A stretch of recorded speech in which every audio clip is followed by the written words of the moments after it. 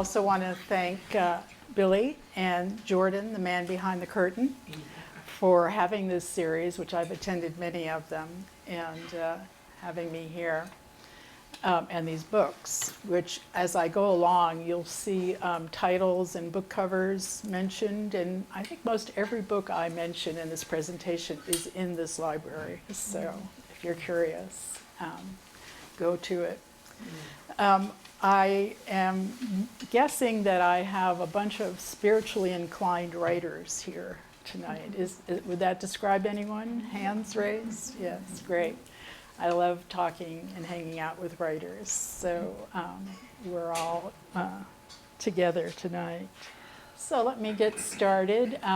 This presentation is titled Tapping the Power of Storytelling to Heal What Ails Us. From what you've heard and these are some bits and pieces of my writing career. Having worked in news and documentary filmmaking, there's Wolf Nation, and if you're curious, it is on my YouTube channel, and I'd be happy to share that and have you go there and look at it. And you see I did a bunch of work in neuroscience and psychology. I worked for Scientific American and Brain World, and Wolf Nation was my last film for Disney, and as you heard, it's about the return of the wolf to Yellowstone, and it's from the point of view of the Northern Arapaho Wolf Society, the Wolf Clan, for whom the wolf is a teacher and a spirit guide. Not what Disney had in mind for that film. They were hoping for lots of cute wolf puppies, and so, which we had, some wolf puppies. But that marked my turn away from filmmaking and my move up from LA to the Bay Area, where I was before here. And I then really turned to the printed word, although it was mostly web from then on. But still working on topics and subjects that were about other people and issues and ideas, until life intruded, forcing me to change virtually everything I did day and night for the next 2 decades till I got here. And what happened, you might wonder. My then 17-year-old son had a psychotic break, and he was subsequently diagnosed with schizophrenia. And the process of going through that, figuring out what it meant and how to treat it, pulled back the curtain on 3 generations of mental illness in my family, including my own undiagnosed lifelong clinical depression. I basically spent the next decade, and as I go along here, I'm not going to read all these pages, but being writers, I definitely write and put too much on these pages. So don't feel like you have to read them all, but I will say that if you would like a copy of the PowerPoint, put your name on the email list and then just write PP, and I'll send you the PowerPoint, because then we don't all have to be obsessed with getting through the pages, of which I have to say I did cut 15 today, just thinking about all of us. So basically, I did all of the genealogical research, and because I was a science writer, I had a head start on finding treatment, and early intervention for schizophrenia was a very new idea. This is in the late 90s. And so that was, really with the help of the other parents, mostly moms, who basically decided not to accept the conventional wisdom, which was that your son or daughter's diagnosis was a death sentence and that you should just deal with it and, get your affairs in order. And we just didn't, believe it. And fortunately, we were in the Bay Area, there were good early intervention programs, and I'll say at this point that my son, the tall one on the left, made a complete recovery and is not even on medication at this point. He was for 2 years and lots of great therapy, which is the combination that works for early intervention.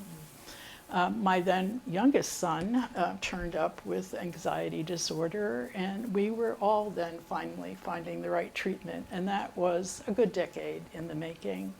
Anyone who's been through that as a family knows there's never only one member of the family, that it's often a family illness. And in this case, also a family and ancestral trauma, which is what I finally had to face as I did the research into my grandparents. And I finally, once the daily shit show was kind of under control, sat down to write this memoir, which I have a copy of here.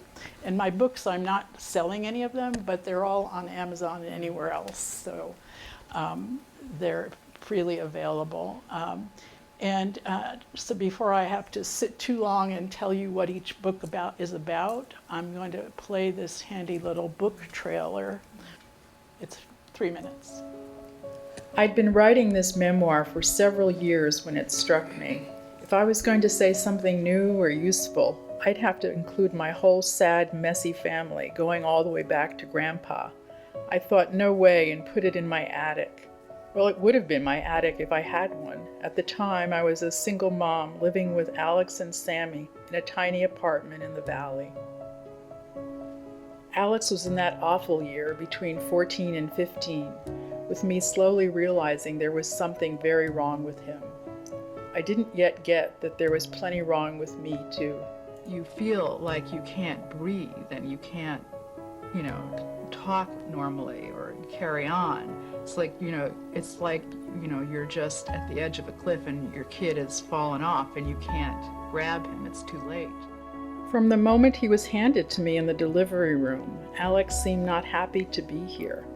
It wasn't until his brother Sammy arrived that I realized just how different Alex was compared to other children. Sammy loved to be stroked, hugged, and kissed, all the things Alex recoiled from. Years later, I was deeply affected when I read a study where mothers described the infancies of their children who went on to develop schizophrenia. It was as if he was in a world of his own, they all said. The exact way I'd so often thought of Alex.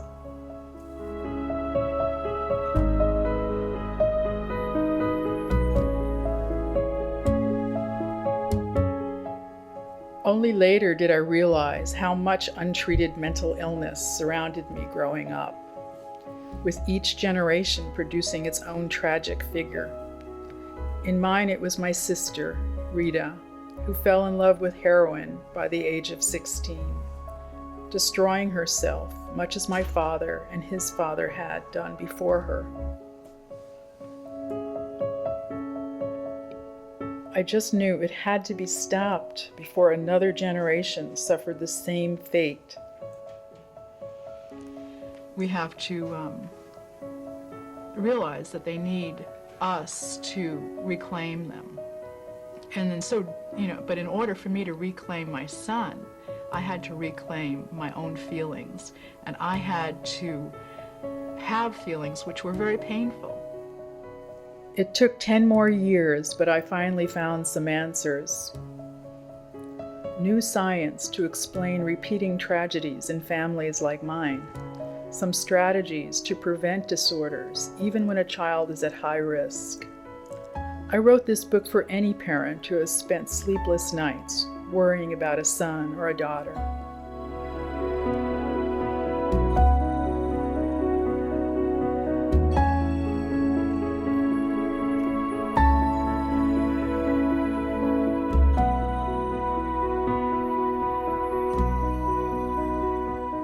This isn't a story about what might have been.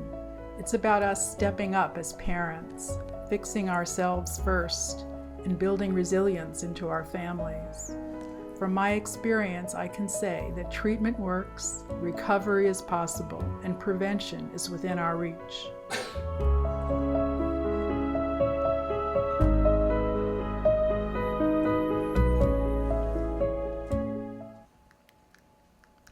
Okay, that is also on the YouTube channel. Okay, there we go. So I'm going to return to several themes in the rest of this presentation, and I should also say perhaps now that I don't want this to be seen as an exhaustive presentation because as you see there are many streams feeding into what I'm going to be talking about in terms of storytelling as a healing modality. But these are the principal areas. Of course, the science will be represented in the science which is now accepted, established science that trauma can be passed among generations. I'm also looking into and have for many years now practices for identifying and healing the trauma, including ancestral trauma, individual childhood trauma, and collective cultural trauma. All of it in some places known as karma, which have exists for millennia among ancient peoples, that is the practices and the spiritual traditions that we're going to touch on very briefly. Also, I'm going to get into the fields of narrative medicine and psychotherapy modalities that are adopting many of these practices, as well as the many writers of memoir and autobiographical fiction, which I use the term autofiction to describe with the hybrid of memoir and fictionalization, which is what my novels are at this point. So the journey began, as I said, kind of looking back at the genealogy and gave me a kind of perspective which I hadn't had, and not many Americans do have. I did in the course of this discover something shocking to me, that 25% of Americans can't name all 4 grandparents, even, and even fewer of them know which countries their people came from. And I'm guessing this might even be getting less now in this climate that we're in. So it's almost a radical, revolutionary act at this point, it seems to me, to claim the nature of your immigrant ancestors and to take pride in them, and also understand what they brought to make you who you are, I should say. And in this case, connect me to generations of trauma. Anyone who has Irish ancestors, this is a page for you and about you. That we're connected to 800 years of British colonial oppression. We're connected to the Great Hunger that killed 1 million Irish people in the middle of the 19th century. There was also the subsequent Irish War of Independence, which rages still on in places like Belfast. The forced emigration when farms couldn't support more than one of the many sons, and the poverty they faced on both sides of the Atlantic. But what the science is now telling us, back when we didn't have this kind of accepted science, and people just kind of intuitively knew that what their grandparents went through did touch us, even generations later. But now we have this science that really establishes the basis for that kind of transference of trauma. It's called epigenetics. Show of hands, who has, I think it's pretty out there now. It's been a few years that it's been around, since the 80s. And it started with mice. They did a certain amount of work with the descendants of Holocaust survivors, but also many other groups and populations for whom studies were done, including the Irish, which I'll just get into here. So we're talking about those biochemical tags that attach to the exterior of your gene cells, which is a very important aspect of the science, because there's a big difference between changing the DNA and attaching to the exterior of the cell, because what happens on the exterior, on the outside of the cell, is these tags are not changing the genes, but they are affecting how those genes are expressed. So that, your memory, for instance, well, not so much memory, but I would say, for instance, biological functions like knowing when you're hungry or not, is connected, can be affected by these kinds of epigenetic tags. There's probably a connection with obesity, but there's also a connection they have found to diseases like diabetes. In the case of Ireland, the famine rears its ugly head again. 15 years after the famine, that would be the late 19th century, admissions to Irish insane asylums soared. This high rate continued into the 70s. And then there was a moment when I realized that the worst hit counties were the ones that my grandparents emigrated from, where they also had these very high rates of schizophrenia. So there was that, oh my God moment when I realized that there was a very possible connection between my son's diagnosis and his grandparents, neither of whom, my Irish side grandparents, I had ever met, because like many, they died very young. But, I think that, as I'll get into when we're talking more about the writing, my grandmother, who's on the lower right there, had a certain role in channeling this story for me. And once I surrendered to it and realized that that was this voice in my head that was telling me things that I had no other way of knowing. So your ancestors' trauma can manifest in you, and most importantly, it can reappear in your offsprings as a specific mental or physical illness, but not always the same. As you see with my immediate family, there was a whole, variety of disorders and diagnoses that we had. And back in the 90s, most of the psychiatric profession was saying, no, that each of these has their own lane and none of them has anything to do with the other. That fortunately has been relinquished as a stance, and now they understand that the same genes that cause autism have something to do with schizophrenia, and also there's some overlap with bipolar and certainly depression. So that when you're looking at family lineages and trying to tie together what might have really been the making of the trauma that you seem to be living 3 generations later, that you have to look at things like the full range of diagnoses. You also have to look at the self-medication, which results in all the addiction, and then also just the behavior patterns that can also be inherited. Whether it's recklessness, risk-taking, failure to express emotions, inabilities of all sorts. But just wanted to touch on that a little bit.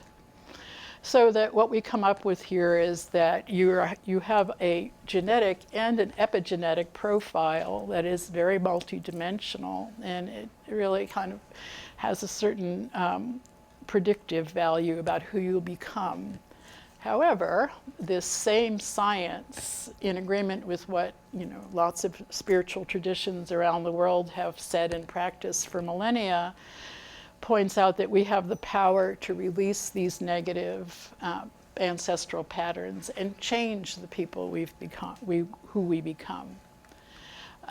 So the toolkit includes beliefs and practices from many traditions, but there's a common thread which has to do with self-empowerment and story.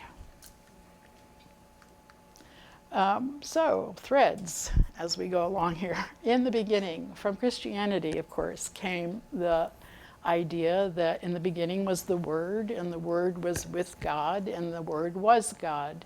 We have since understood that word had a lot to do with breath, but it also was words, and the words with which we told the story of how we became who we became. and how the world was organized and what our relationship to God was in that point of view. However, but whose Christianity are we really speaking about as the source of our guidance on who we are? The last 2 decades have brought forward books reimagining the lives of the Bible's 2 leading ladies, the Marys, Mary, the mother of Jesus, and Miriam of Magdala. Has anyone read any of these accounts? Yeah, there's some really fascinating channeling going on, and giving them their due as apostles, teachers, and healers in a revolutionary spiritual movement with roots in the Essenes and the Egyptian mystery school of Isis. There are scholarly books, like for instance, the Mary Magdalene Revealed by Megan Watterson is really more of a scholarly look, but the others are fully channeled in the first person voices of Miriam and Mary, and their channelers are 21st century women, men and women. And the stories they tell kind of putting a new twist on what the roles the women played and the kinds of practices and where Jesus might have spent those middle unknown years. And the surprising at first links between East and West in the practices that are practiced in these, as seen by these authors. I love this quote from Mary Magdalene's The Gospel of Mary. I saw the Lord in a vision, and I said to him, Lord, I saw you today in a vision. He answered me, how wonderful you are for not wavering at seeing me. For where the mind is, there is the treasure. I underscore, you saw me, she saw him. The agency of it is what I think we want to take away from this thread in the story I'm trying to weave here. And these books also bring forward some spiritual teaching and practices to help all those of us today who want to balance divine feminine masculine in our lives and find our way to a closer relationship with our spirits, the spirit guides who we might reach out to. This is probably the most out there of this classification of books. This author, who does a scholarly and channeled version of Mother Mary,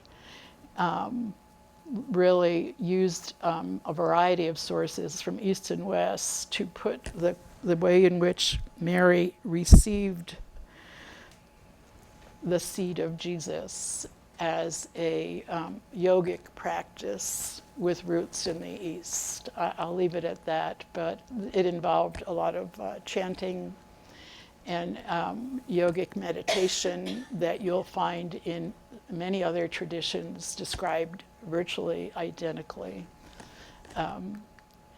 Which then brings me to the touching on a couple of other threads, because when you get into the chanting part of it, and I am making this leap from sound to words to breath from words to story, and having us look at where we come from in terms of what Buddhism has to say. Every syllable carries energy. When you recite the mantra of compassion, you are invoking that energy and becoming it.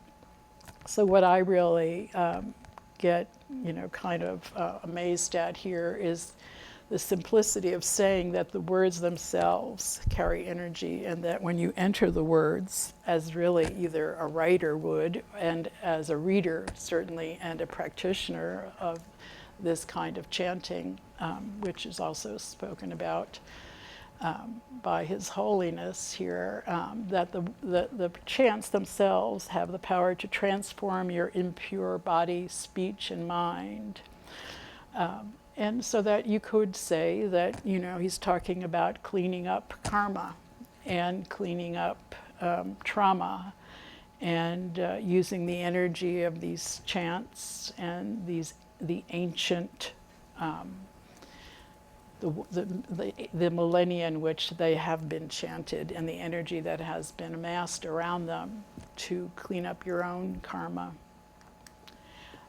Clearing karma using the spoken word, just to kind of highlight here that this is another book that's from this library, Mantra Meditation is the title. And I love this idea that by the repetition of particular mantras over time, our karma becomes exhausted.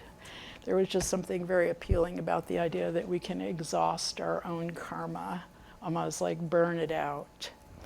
And then we're presented with a new set of options as evolving entities. So this also brings me quite easily to the shamanism and what, in our toolkit, which is what we're kind of playing with here, of soul retrieval. Are people familiar with soul retrieval? I'm sure there's been more than one presentation here about it. And putting it in the context of the trauma that might have been at the source of the soul loss, and as that basically the losing of pieces of your soul is a defense mechanism against the experience of the trauma. I like Sandy Ingerman's prayer here that she has in one of her books, also on the shelf here. Mother, one of your children wants to come home. Help me bring her back to you so she can take her rightful place on earth. A prayer she uses in soul retrievals. And when these ceremonies are done, they're usually done with drums and rattles, and as you've probably seen represented in other films and material that you've read, that there is an altered state in which the shaman can help elicit the trauma and ask it to leave and resolve it, but only after the original wounding is discovered. And the way in which this author put it, the question is answered, why did this client need this wounding? What was he or she supposed to learn? It's a question that I have taken to, I'll go back actually, using with my writing students who are, they're dealing with their own traumas, and we call these trauma-informed storytelling exercises. And one of the things that the prompts I offer is, well, this happened to you and it was pretty bad. So you have a couple way of looking at it. I mean, you hear the worst possible experiences in these writing groups, as you know if you're in any of them. And so you can look at it as a blip of just, bad luck. Or if you could, for a moment, imagine your ancestors and the other person's ancestors meeting up in heaven. There's an awkward meeting where they are aware of what just went on with you, and they're talking to each other, and they're deciding what kind of experience these two individuals, living individuals, need, why they should meet, why they should, basically one might harm the other. And what would be the point of that, as they were perhaps sitting around at the point at which the soul was deciding how to incarnate as whom and with what family, etc. What would that conversation be like? And for some, one writer in particular who carried a lot of shame around an affair she had at the age of 50 as a married woman with a Moroccan immigrant half her age. And then there was a tragic death that he suffered, for which she also felt guilty, but the affair went on for 7 years. And so we asked her to imagine, what would the Moroccan and her own Italian, as it turned out, ancestors have had to say to each other about why this was a good idea and why it had to go on for 7 years, and why did the young man have to die. And it was like removing her from the immediate first-person storytelling part of it and taking a step back, which permitted her to sort of start thinking about, well, what was the lesson? You know, because she was still quite hung up about it and feeling a lot of shame. And we don't know exactly what the answer is yet. She's going to bring that to class next week, but I'm very eager to find out. And you know, that's sort of one of the techniques that you'll find in these writing classes, which is when it's so painful and you really can't hardly face it, even if it's been 10 or 20 years, sometimes it's useful to put that story in the third person and take it out of the first person where you feel every single thing. And to also fictionalize it, because you know, just taking that step back often can give the writer a different perspective and room to find the healing information, really, the jewel in the thing, which is going to help them let go of it. Anyway, let's continue our toolkit amassing here. Has anyone heard of family constellation therapy? I know you have good resources here in town. I put this in this order because this modality borrows a lot from traditional practices like ancestor worship, and it involves a spiritual component in that when you're in a group and you're acting out traumas that you carry as a current day person, and you're involving a whole group of people, a therapy group, the principle at work is that those people are not just acting out these things, they are becoming the energy of the original situation. And so it becomes a little too woo-woo for some people, but because it's such an effective therapy, there are people like myself at the time who said, wow, that felt so lightening, to then find out that in my case, when we did the constellation of my grandparents' early deaths in New York, with the continuing trauma of our multi-generations being that parents die young and leave behind these bereft children in families where nobody talks about emotions. And so we have this succession of unmourned losses from one generation to the next. And in the case of my grandfather, he drowned shortly after their wedding, and so he was only 28. And in that therapy session, in the constellation, we discovered by the person who was playing him that he did not know that my grandmother was pregnant at the time that he died. That was not information available to us. And then the truth of it became clear when everyone, all 10 people in the group, started crying, like, oh my God, that's true. He didn't know she was pregnant, and didn't know he had, there were people playing my 2 sons in this group, and didn't know that he had these grandsons. And sometimes, the only way to know if it's true or not is by the felt experience you're having, and in this case, you have, several other people experiencing it. And in a way, it doesn't even matter, because I felt immediately that a lot of that trauma was lifted from that 1 3-hour session. And I could see the change in my sons, who were not there and weren't even aware of it. And I just don't think any of that was a coincidence. So I mentioned that here. In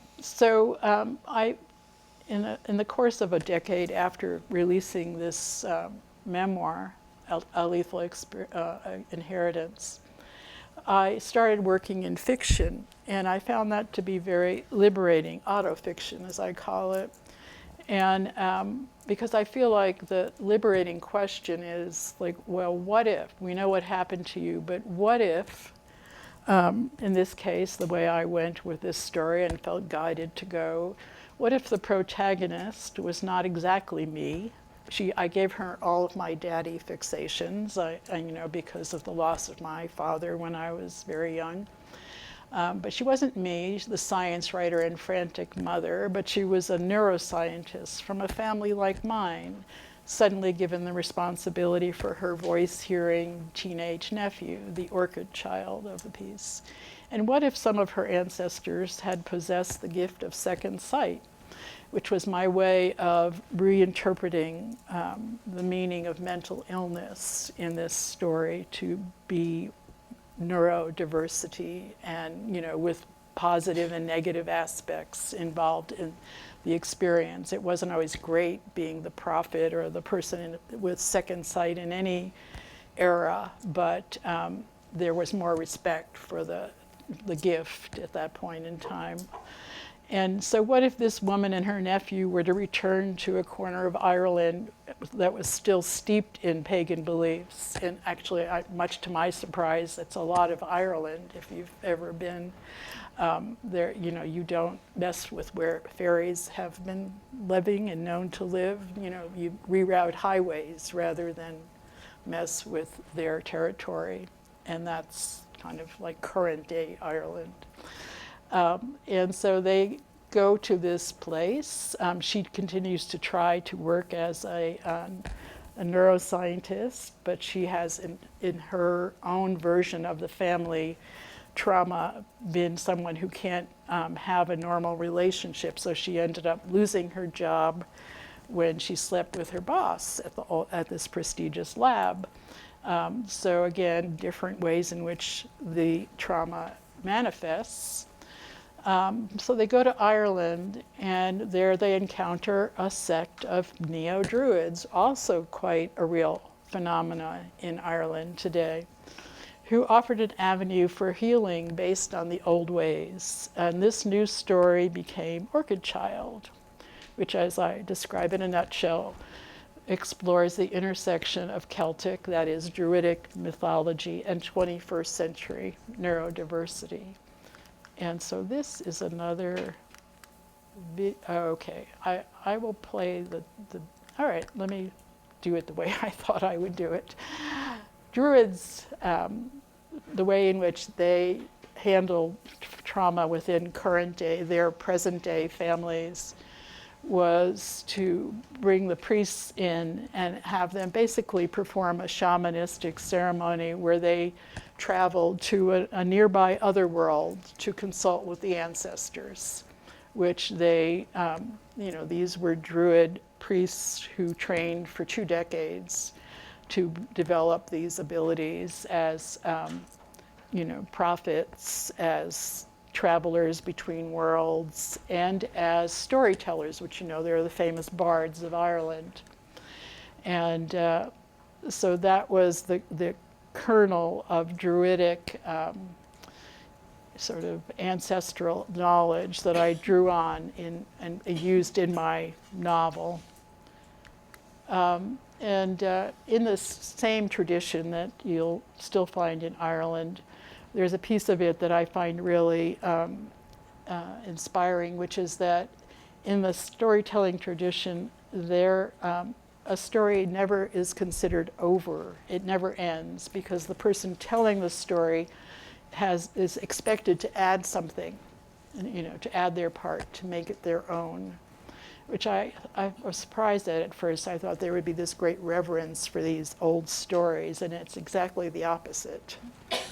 And that's a very interesting thing. So this tradition emboldened me to tell this story as a work that combined fact and fiction.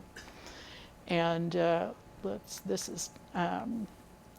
did describe what I did here. So let's just go to the video.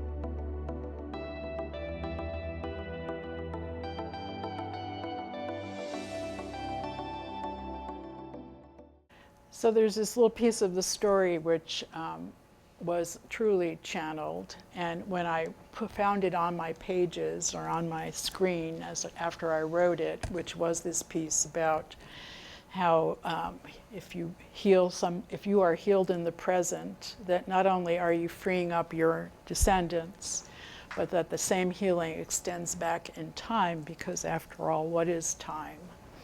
And if healing is really about energy, is there a limit to in what direction energy flows?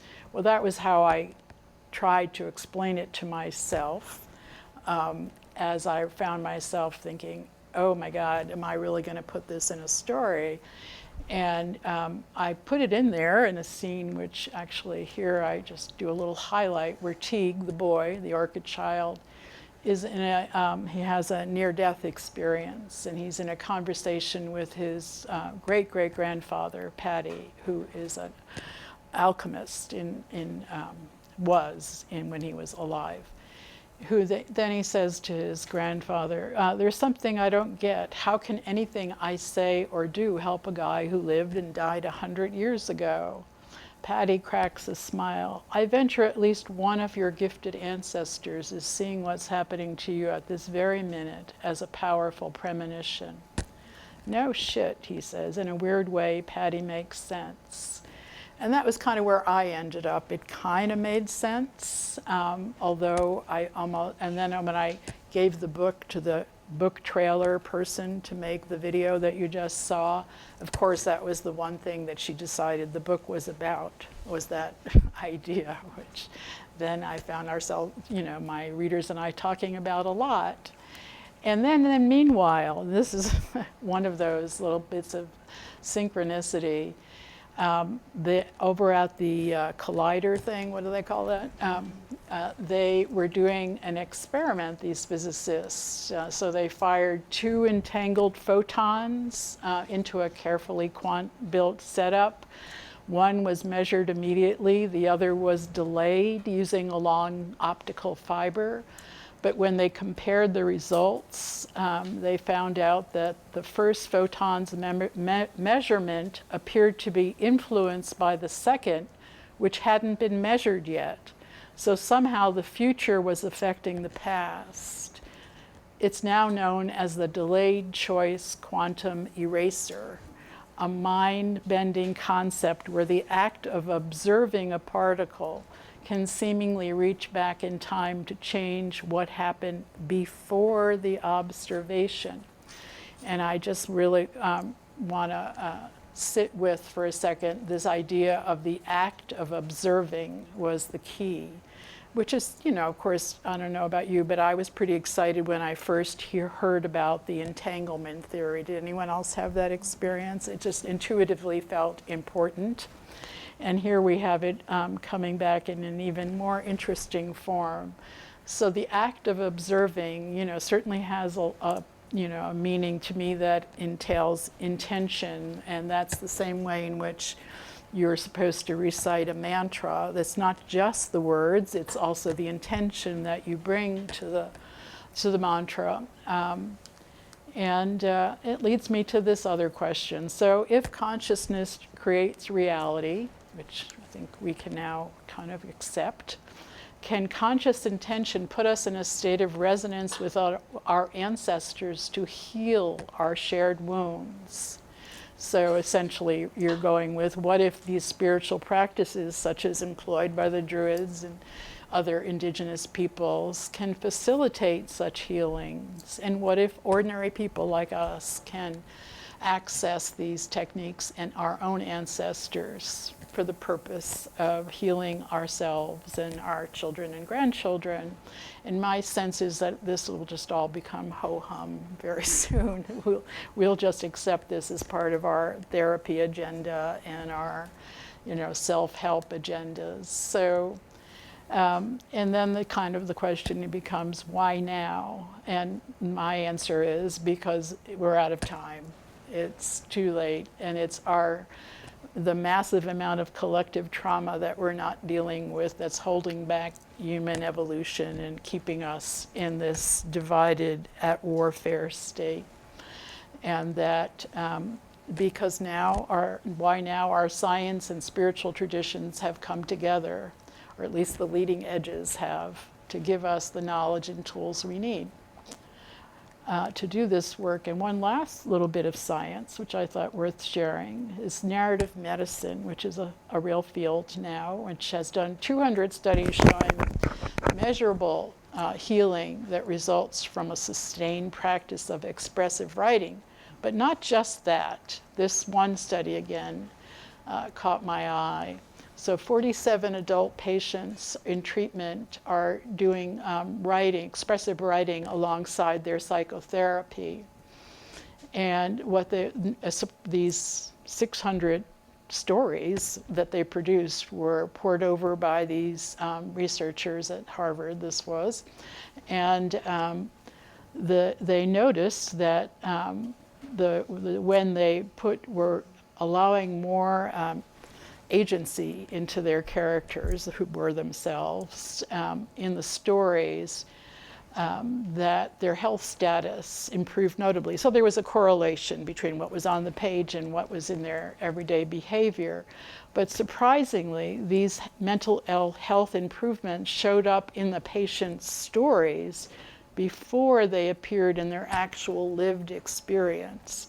So as the lead author says, it's like they told a new story and then lived their way into it, which is essentially what I mean by stories that heal, and by the major prompt I do, which is, well, just stop and get, yes, you know what happened, but then ask yourself, what if? Amongst the stories that are kind of ongoing or recently worked on by my students, was a woman who was really hung up about an abortion she had, and she also came from a lineage with a lot of loss and inability to deal with loss, which might be just every lineage at this point. And so she decided to tell the story from the point of view of this unborn child. And have that child speak basically as someone who was had the agency to decide whether this was a family he or she was ready to join, or whether it was a good idea or not, and what might be a reason to do it or not to do it. So it was just like, wow, what a thought to allow yourself to go there.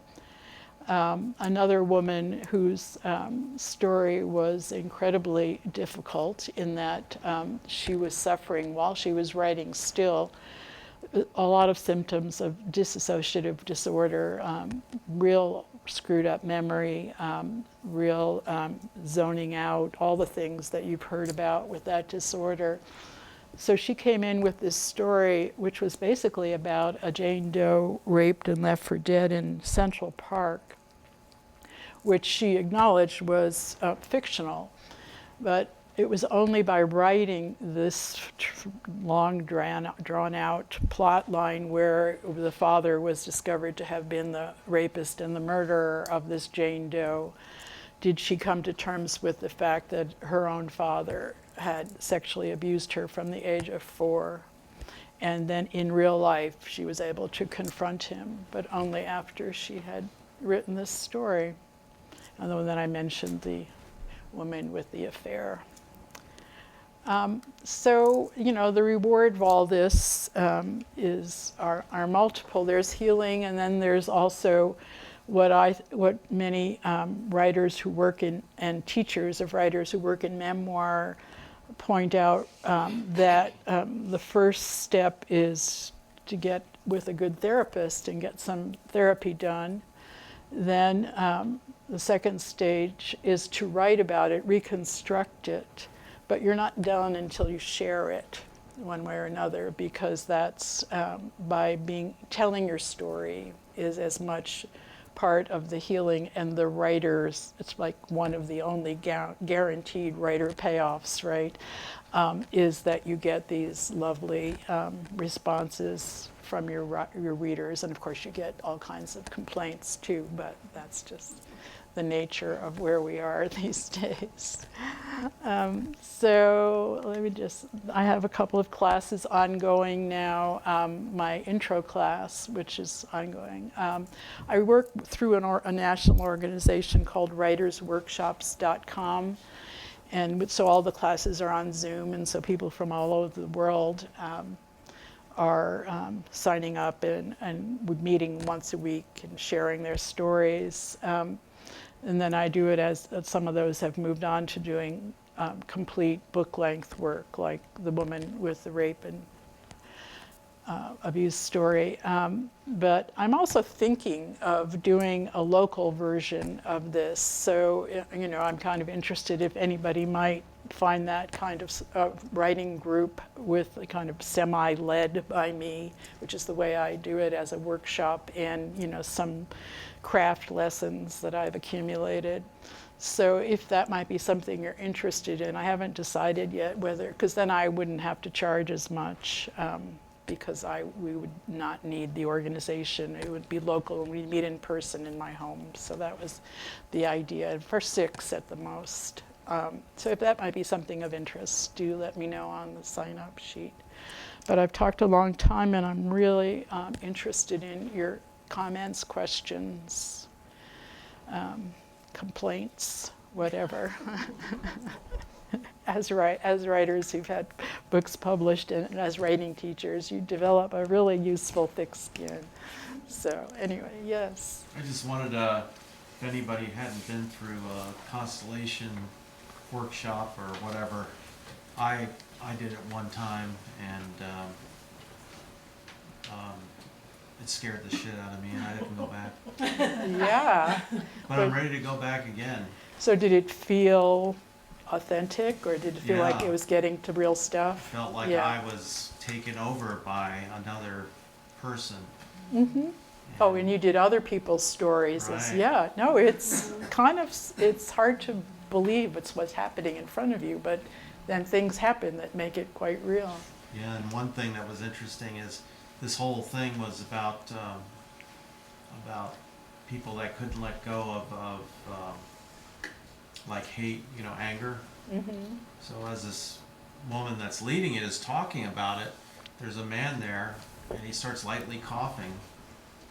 He's just like, and then she goes into it more and more about what they're going to do and everything. And this guy has a coughing fit, jumps in his car, and just drives out of the parking lot as fast as he could. Yeah, yeah. It manifested in this guy somehow. It Wow. was crazy. Yeah. That was the beginning of a Cuckoo Bananas night. Wow. Was that here? Yeah. Was that with Lexi? I think her name was She has Emily? done presentations here. Emily something. Okay. Yeah, there are a few people, practitioners in town, which is a Anyway. great thing. Yeah. Interesting. Are you a writer also? Yeah, I've written some things. I So, lost most of it on my computer. yeah.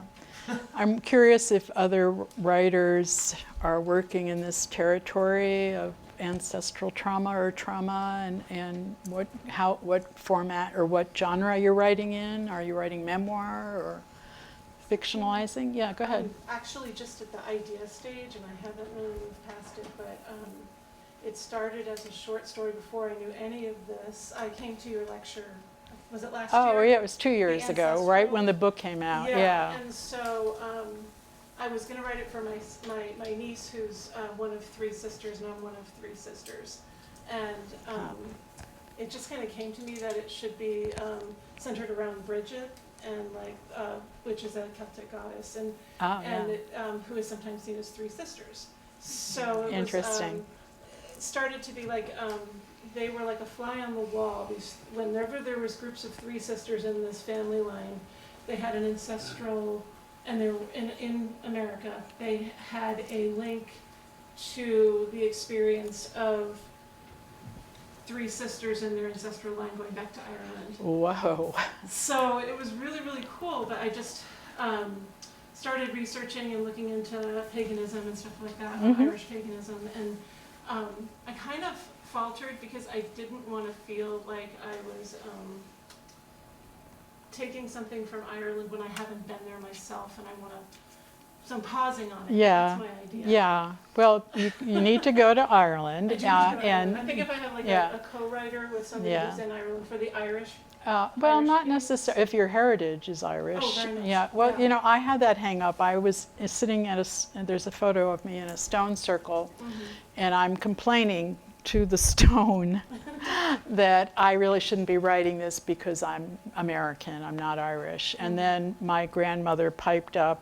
You know, it's not like I heard a lot of these things. I wasn't clairaudient before that, but the stone got hot, my hand got hot. I heard clearly, "Oh, stop," in this Irish woman's voice, like, "You're as Irish as any of us are." And then and then that was like, okay, get over yourself. And then you realize that, you know, especially for the West Irish, that all of them have half their family living on the eastern seaboard, you know, and so there are generations, and that some of them told me that they often feel closer to New York and Boston than they do to Dublin as a result of having so much family there.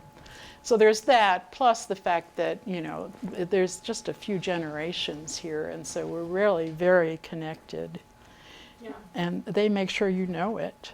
You know, Yes. the current day Irish who you encounter, as well as your ancestors who, you know, you suddenly find yourself talking to and hearing from.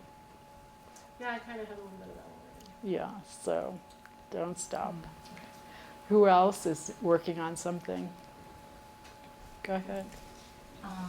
Yeah, I don't think I can describe specifically what I'm doing, but I write a lot about my traumatic experiences and alchemizing them into wisdom. And I don't know kind of what format that I want to continue to serve that with. I usually post on social media. I make longer format videos where I'm speaking about certain things. But one of my specific passions is advocating for abuse survivors. Yeah. And like depathologizing the human experience. Yes. And I really like to emphasize and highlight that there is profound wisdom in the body, the physiology, the mind, the spirit, the psyche, to create these, you know, adaptation mechanisms that, you know, mainstream society still pathologizes and suppresses. And I'm also an artist, and I love the intersection of expression and ritual and art, and psychodrama is really interesting to me. Yeah, right. And yeah, just archetypal expression, things like that. So it's kind of a broad umbrella, but that's like my...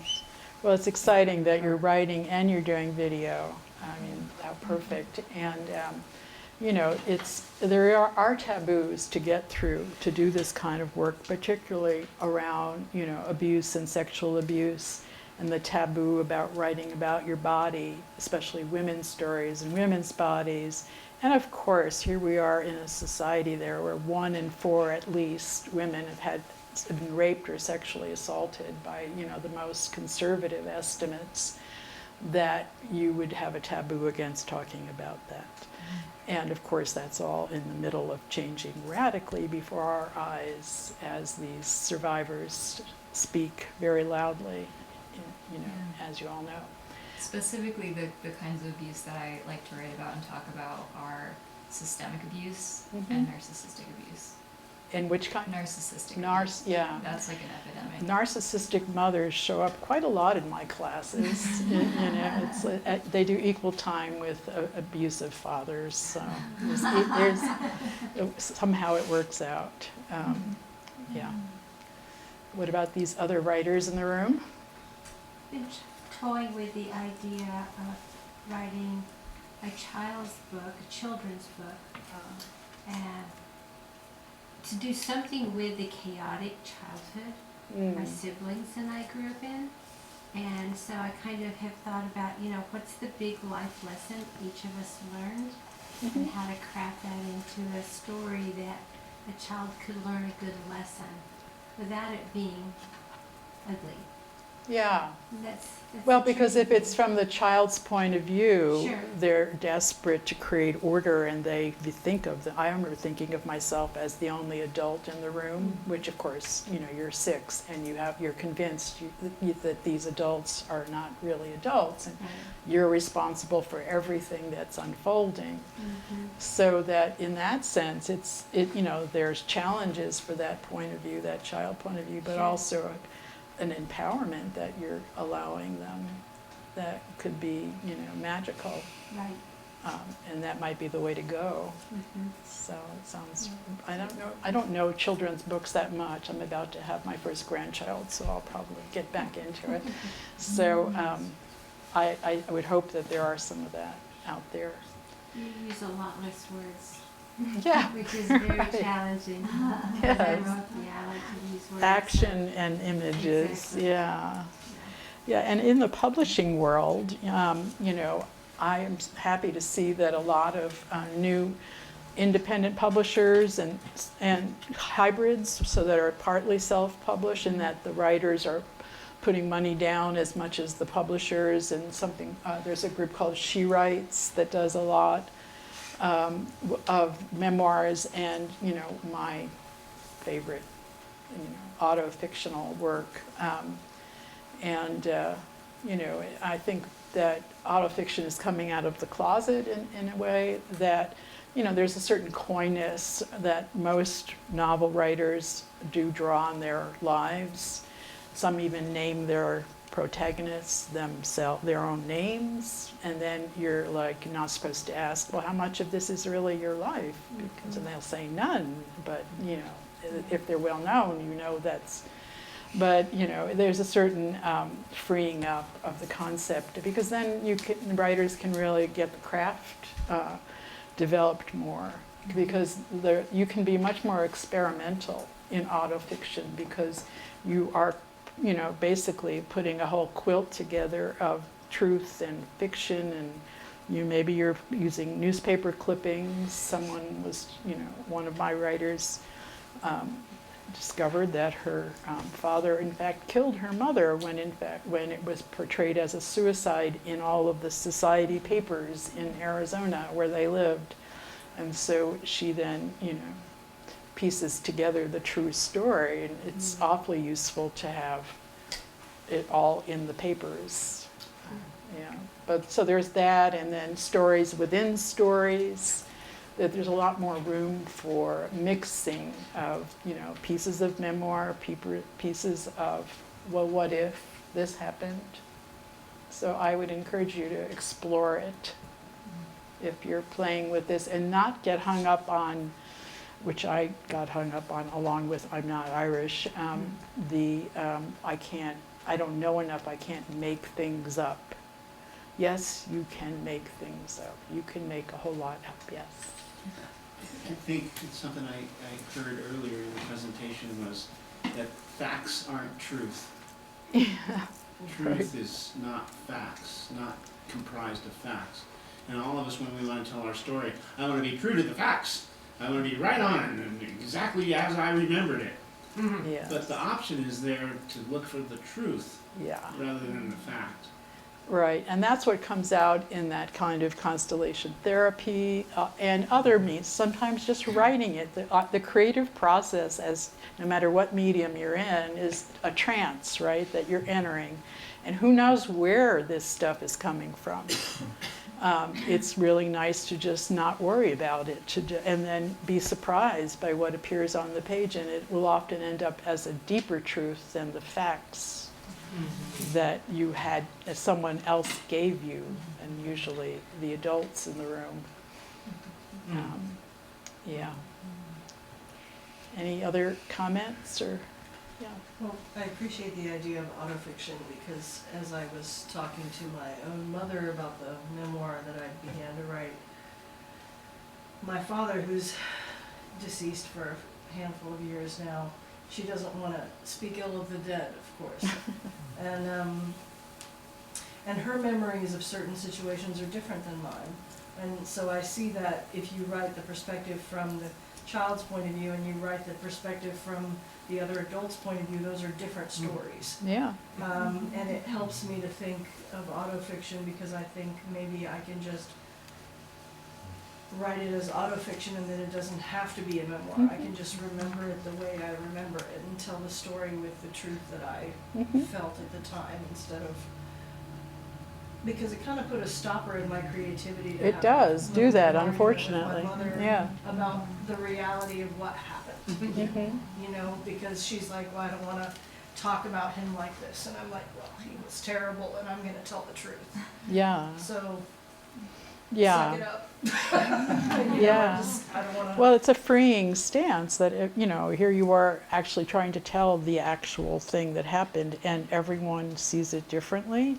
Well, everyone is telling the truth, aren't they? That's Yeah. what I realized. Yeah. Yeah. You know, I write fiction chiefly, and when I was little, my mother said I was a terrible liar.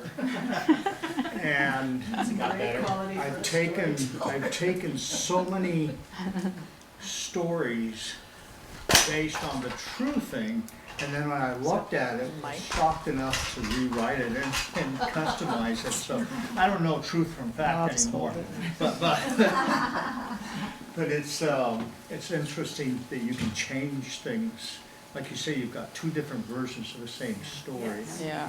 And I have an older brother and I hadn't seen in 20 years. And as we got together, I don't know, 6 months ago, we began to go over memories. And it was just like you said, he has one memory, he said, no, this is the way it is. Yes. Yeah. And of course I That blew my acquiesced mind because the he's first time it older. happened. Yeah. I was like, what do you mean? Yeah. That's not what happened. A My lot of mom would argue families- with me and say, that's not what happened, and I was like, what?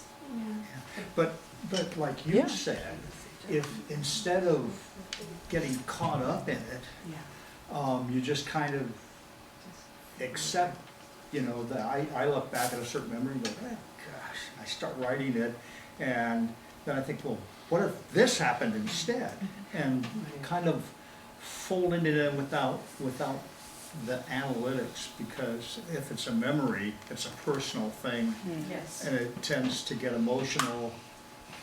And once I start crying over the keyboard, I know it's time to change my topic. Or not, or not. Well, you know, I've said it maybe already, but I truly believe that the healing, if that's what you're after, and even if you're not, takes place in the gap between what happened and what might have happened, when you ask yourself, what if? And it must be some kind of biochemical cellular process, I'm imagining. Or maybe energy doesn't work that way, it doesn't get wet or something, you know. But that it is taking that step of saying, well, it could have been what happened, what if this happened? And there's usually some reason that's self-empowering for going that way, and that the healing has just taken place. It's already happened as you write it. You're not writing a representation of the healing. That was it. And it continues to deepen when you share it and when you go back and give it more energy. So, you know, energy is real in the creative process. Yes. I'm finding this quite incredibly delightful. Oh. Or just, I just feel the multidimensionality of what you've presented. You know, this is like, you know, touching the stone and you know, and feeling its warmth. I mean, knowing that we've got these guides that are part of this process. You know, and they don't necessarily show up in the scientific model, Yeah. but they're so there. This idea of lineage and ancestral and going back and being connected to all of it, and then positioning and being open to what shows up instead of trying to be the one in charge. Yeah. And so there's something Yeah. like that. And one of the things that brought me here tonight wasn't so much that I knew we would go down this particular trail, and I have done things like constellation work and what have you, but was that people in my age bracket are passing, and we don't know anything about them.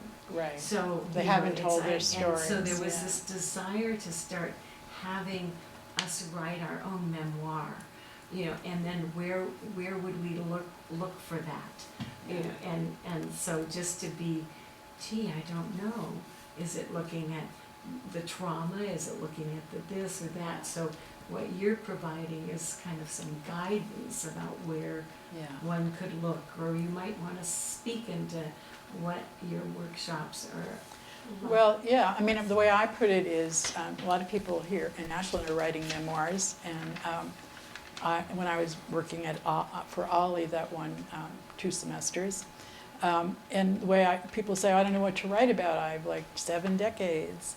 And I said, well, there's one thing that's not willing to leave you alone. Whatever it is, it's the dream that comes back, it's the situation you find yourself back in when you're stuck in traffic. It just will not go away unless you go back and figure out the story and maybe retell the story with new perspective. So there is that. And you know, my fear and why I put off doing this talk for many months was that it will be all over the place. I'm in so many different little, you know, pots of knowledge, and it will be deranged, basically. And but it, you know, whether it is or it isn't, I think there are lots of people besides me working with all these threads. And, you know, I happen to be a writer, and I've always been one, and now I'm totally loving teaching writing. And so I have this particular mix, but without the spiritual piece, I think it would be really very flat and thin. I think, you know, when you open yourself up to all the, you know, the help that is available to you, and back to the ancestors, if in fact they have, they can heal too, well, no wonder they're helping us. They have a lot at stake, you know. They're aware of this if they're in the, you know, across the veil. And they want to put as much in the past as in the future. And when I would be going back and speaking to my grandmother again, or hearing from her again, I was thinking, well, maybe I should write a sequel. Do you want to do it again? She said, no, I'm done. I've got other things to do now, you know. And I thought, yeah, I think I am too with that particular story. So, new voices. Well, and the other thing, just I wanted, there's something about this writing the story, and you put this quote, you're living, sort of before it's even down, you're living it. So Yes, right, that this, study, yeah. You know, again, we're really in such an extraordinary time looking at calling into check much of what we've been trained and learned about time and space, and you know, as these walls are coming down, Yeah. so really, how could we have lived in a sort of Newtonian world for all these hundreds of years? I while so know. much has changed. Yeah, Around and so us, but fast. I just love this idea of like creating the future to live out of now. And something like Yeah. that. Hmm. Yeah, time is not the same, is it? Yes. Okay, well, I think we do have to wrap this up here. So any last comments or questions? Do please sign up on the sheet over there so we can stay in touch. I just wanted to thank you. I've had some different projects in the hopper, but when we were taking my paternal grandmother to a memory care unit many decades ago, she entrusted me with all of the letters that my grandfather sent her from the front line of World War I. Oh my God. And I've been carrying these forever, Wow. knowing that I had to do something with it. Ah, yes, you do. And never quite knowing what to. So you planted a seed. Oh, I'm glad to hear that. Yeah, there's gems there, I'm sure. Yes. All right, well, thank Do we you put all. a star by our name if we're interested in workshop? Or just the- write down workshop, you know, and if you want the PowerPoint, just write PP. Yeah, or just write out the word, however you want to do it. But make sure I can read your email, you know how that is. And I'll keep you up to date. Thank you.